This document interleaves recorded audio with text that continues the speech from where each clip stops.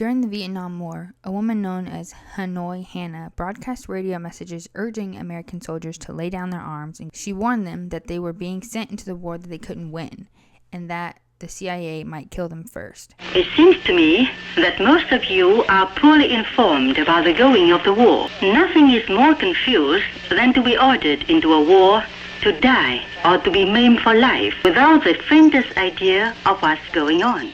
It sounds outlandish, but our warnings tap into something deep in our cultural memory. Why do so many people believe that the CIA is behind everything?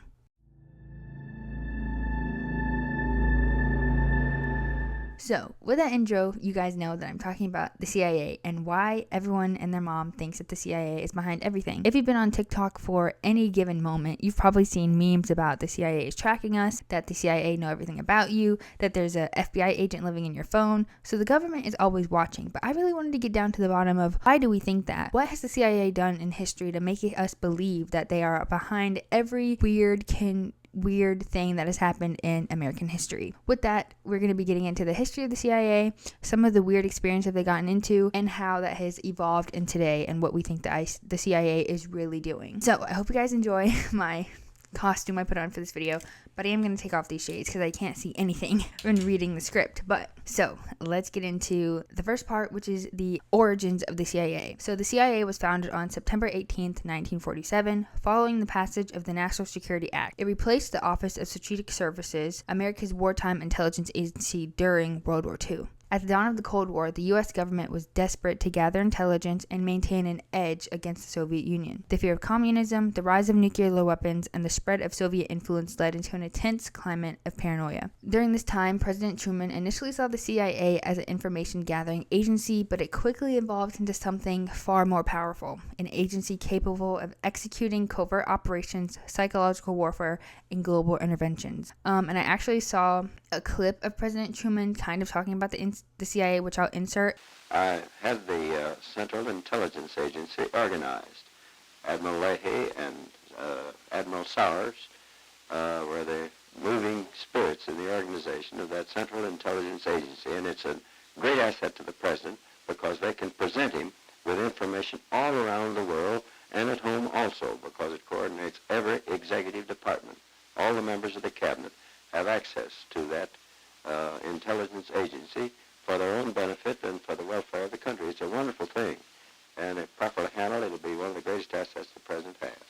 But President Truman's vision for the CIA was very clear, but limited. In December 1963, just a month after the assassination of JFK, Truman published an op-ed in the Washington Post. He expressed serious concerns about what the agency had become. He said the CIA was created to act as an intelligent clearinghouse for the president, not a secretive policy-making or operational agency. Truman was disturbed that the CIA had evolved into what he called an operation and, at times, a policy-making arms of the government. He believed that this shift contributed to some of the complications and embarrassment the USA faced abroad. He warned that the agency, so far removed from its original mission, had come to symbolize sinister and mysterious foreign intrigue. That internal conflict between intelligence gathering and covert operations was baked into the agency from the start, and that the power struggle would shape everything the CIA did in the decades that followed. On paper, it was about protecting security, but in reality, the CIA quickly became known for secrecy, sabotage, and shadow warfare. Now we're going to get into the weird experiments that the CIA was involved in, which some of these I had no idea about, but some of them you will probably be familiar with. The first one being MKUltra, which is probably the most known CIA operation or conspiracy or lore when you think about the CIA. Unfortunately, most of it is true from what you've heard.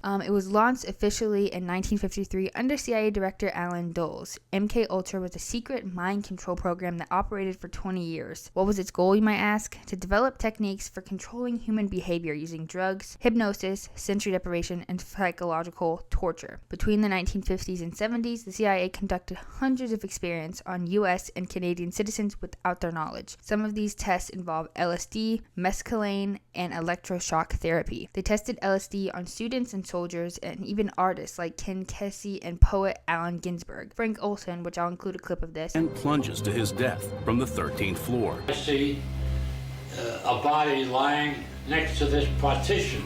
The man is 43-year-old Frank Olson, a biological weapons researcher for the Army at Fort Detrick, Maryland. What few yet know is that Frank Olson also worked for the CIA. Olson's subsequent death is just one mysterious piece in a far greater puzzle.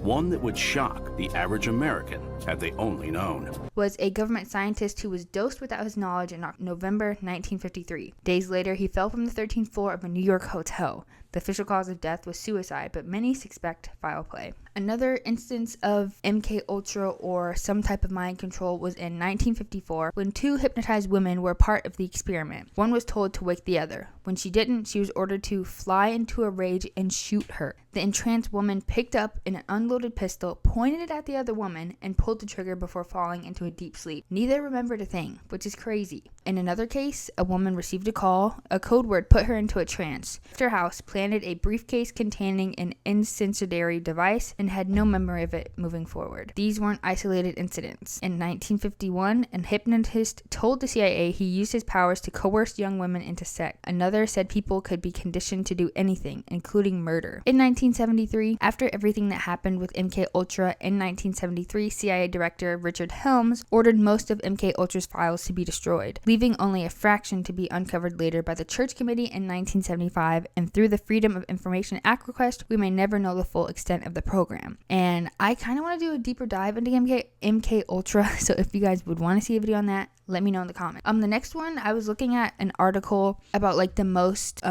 interesting or most like controversial. I don't remember the title of the article. I'll leave all my sources in the description. But one of them was talking about they tried to do remote control dogs, which really reminded me of like messenger pigeons, but very advanced. So in 1965, researchers implanted devices into dogs' skulls. By simulating the pleasure centers of their brains, they made the dogs run, turn, and stop on command. According to declassified documents later released on the Black Vault, part of an effort to see whether animals could be used as controllable spies or messengers in field operations. This bizarre experiment laid the groundwork for modern brain medicine interfaces. Today, companies like Neuralink are pushing the boundaries further, but back then, this was about power, control, and surveillance, which I know Neuralink is kind of a technology where people are using to kind of speak using their brain, like if they can't speak or anything. I don't really know a lot of information about it, but it kind of came up while I was researching. Next, we're going to go into a couple of the other weird experiments and projects that the CIA was a part of. There was also Project Artichoke in 1951 and Bluebird in 1950, early predecessors to MKUltra that tested memory erasure, forced confessions, and behavioral control using drugs and hypnosis. There was also a thing called Operation Midnight Climax. Launched in the mid-1950s, the CIA set up brothels in San Francisco and New York City, which there's a book that I read that it had nothing to do with this, but the vibes of it kind of give me this operation. It was called Bathhouse. I can't remember who the author is, but the vibe of that book was like this. Like a guy gets drugged in a nightclub and like crazy stuff happens. Unwitting men were lured into, dosed with LSD, and observed behind one-way mirrors. The agency would want to see how sex, drugs, and manipulation could be used to blackmail or interrogate. These experiments weren't confined to labs. They extended into prisons, mental institutions, and universities, often without consent. The newly formed CIA allocated $25 million for psychiatric experiments on human beings. It was the most secret program ever conducted by the CIA in the United States. Patients at psychiatric hospitals, prisoners in federal institutions, and even people in the public were given drugs without their awareness or consent. Initial projects within MKUltra included Operation Midnight Climax. They established what were called safe houses, where prostitutes would lure men to these apartments. And then once the men were in the apartments, they were dosed with LSD. And then they were basically studied by CIA scientists, usually behind a two-way mirror. The ethical violations are staggering, and the real tragedy, many victims never even knew they were part of these government experiments. Another side of the CIA that we usually hear about is how they are involved with foreign operations and how they notoriously are not known for being good people when it comes to foreign operations or covert operations. So the CIA also meddled in foreign governments and elections. In 1953, the CIA and the British MI6, I don't really know how you say that, orchestrated a coup in Iran to remove Prime Minister Mohammad Moaddez. I hate pronouncing people's names wrong, so I'm going to look that up.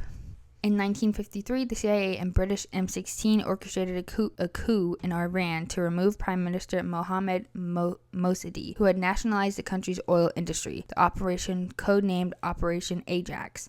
The military action culminated months of secret planning by British and American intelligence agencies as part of a plot to overthrow the Iranian government.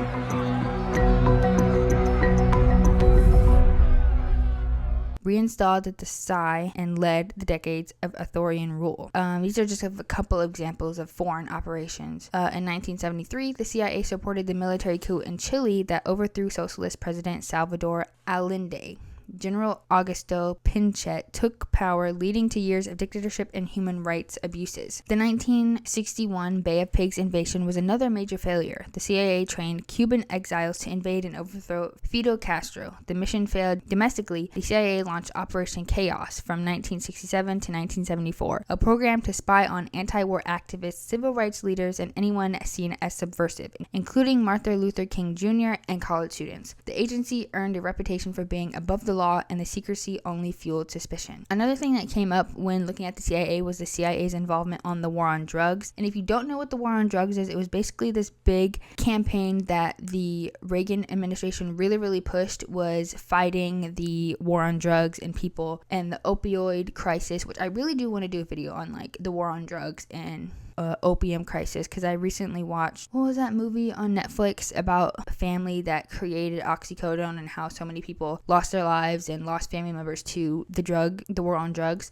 So if you want to know more about that, let me know. Actually, the war on drugs was launched under President Nixon, but was escalated under Reagan. My bad. That being said, the CIA was heavily involved in the war on drugs because one of the controversy claims that came from journalist Gary Webb and his Dark Alliance series, which I really do want to read that. My name is Gary Webb. I am an investigative journalist. I've been an investigative journalist for about 25 years for daily newspapers, and in 1996 I wrote a series of stories entitled Dark Alliance, which was about CIA involvement in drug trafficking. What my story showed was that the cocaine that was being sold in those neighborhoods was coming from mainly one source, and this one source was being used to finance a guerrilla war in Central America. Which alleged that the CIA turned a blind eye to cocaine trafficking in the U.S. by Nicaraguan Contras, whom the CIA was supporting in their fight against the Sandinist government. Webb claimed that the crack epidemic in American cities was partially fueled by this pipeline. The CIA and major newspapers pushed back, and Webb was discredited at the time. Years later, a CIA Inspector General report confirmed elements of his reporting. The CIA was aware of Contra involvement in drug trafficking, but failed to report it to law enforcement. This further damaged the agency's public trust and sparked outrage in the Black and Latino communities most affected by the crack epidemic. And I know you guys have probably seen TikToks of people talking about how Ronald Reagan is dancing on his grave, seeing like the epidemic of like different minority communities suffering because of the drug epidemic that he was heavily involved in. And if you haven't, I'll put some on the screen so you can kind of see what I'm talking about. Which this kind of shows the irony of the CIA, because the same agency that was accused of flooding the streets with drugs were also helped crafting anti-drug policies behind the scenes. So while one hand they are basically pushing drugs into people's hands during the drug epidemic, they're also trying to make anti-drug policies, and it's like that doesn't correlate together. You got to choose one or the other. Preferably actually helping people not get on drugs, but what do I know? Over time, the CIA became more than just a government agency. It became a meme, which I talked about earlier in this video. Today, whenever a TikTok trend pops up of a off celebrity, or sometimes we see this now with like people being like an industry plant, or the CIA is like planting different people to kind of be like an influence on the younger generation to get them to follow through like the military / pro-government pipeline, basically. You can see a whole bunch of people in the comments talking about, oh, the CIA did this, the CIA is watching me, especially during the time when Edward Snowden revealed NSA mass surveillance programs in 2013. Public trust for the U.S. intelligence agencies plummeted. And I vividly remember that happening. Like, I can remember his face on my news screen when I was like, 2013? So I was like 12 years old. I don't know why that's just a vivid memory for me, but it is. That being said, we all know that the CIA is very weird and that they have very weird policies, and they've been involved in very weird operations. And that can kind of see, this video kind of shows like why most people think the CIA is involved with everything, because they kind of are. They've been behind mind control, drug trafficking, spying, psychological warfare, and when you track your records include secret prisons, brainwashing, and toppling governments, people are going to start to fill in the blanks. And now that you have things like social media and people making content on like the true history of the CIA and other organizations like them, you can kind of see like why people distrust them wholeheartedly. Another thing that is scary is we don't even know the half of it, because there are so many documents from the CIA that are being held back and like not being released to the public. So if you have made it this far into the video, you are probably on some type of CIA watch list, as so am I, because my Google history is kind of crazy now after I researched for this video. I hope you guys enjoyed this video. Let me know if you want me to deep dive into any of these operations that I mentioned. This was kind of like a overview of some of the weird things the CIA has done, but hope you guys enjoyed it. Let me know your thoughts in the comments below, and I will see you guys in the next one.